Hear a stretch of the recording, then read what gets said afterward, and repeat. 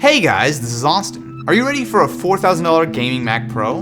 With the Vortex, it's clear that MSI had a pretty clear benchmark in mind while designing. Put it next to the Mac Pro and you'll see it's a very similar concept. You're getting a small chassis that's built around packing some serious power. Where the Mac Pro was rocking a single aluminum shell, the Vortex looks a bit more like a gaming PC with an LED that runs up and over the case. The idea is the same on both. You'll find a powerful CPU along with two graphics cards that are built around a central heatsink. There's a fan that pulls in air from the bottom and exhausts it up top. It's actually a fairly interesting take on the traditional PC tower. The Mac Pro makes it simple to open up, but there's really not much you can upgrade beyond the memory. As similar as they are in theory though, they're aimed at very different audiences. The Mac Pro has options for up to 12-core CPUs and more professional-oriented features like ECC memory, where the Vortex trades that in for more consumer-grade hardware that's better suited for gaming. Even though it uses a lot of custom parts to make a form factor like this work, inside you'll still find a Core i7-6700K, 16 or 32 gigabytes of DDR4 memory, and either a pair of GTX 960s or GTX 980s. However, there's a pretty massive price difference depending on which spec you go for.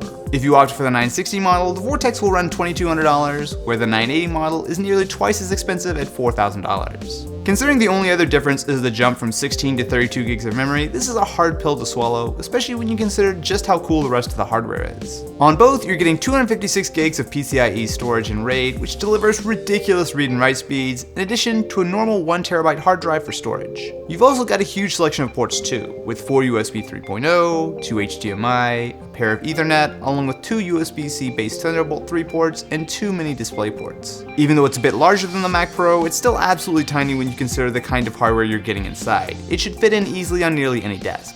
You can also adjust the LED lighting to make it fit in with your setup, or just turn it off altogether if you like. When you boot it up, you'll find a bit of bloat, including a Norton subscription, but it's fairly minimal. You'll even get a year of XSplit included, and everything else is easy enough to clean up fairly quickly. I did run into an odd USB bug with my Samsung T1 drive that I keep my Steam library on. It alternated between freezing up the Vortex and just not being recognized until I used a USB-C adapter where things worked perfectly. You do get MSI Afterburner pre-installed if you'd like to give overclocking the GPUs a try, along with the Dragon Center software for the CPU, but considering the form factor and 450 watt power supply, there's not a ton of headroom left. MSI has aimed this at being a solid VR-ready gaming PC, and with a pair of GTX 980s this really shouldn't be a problem, but is it really worth the extra upgrade cost? It depends on what you want to do.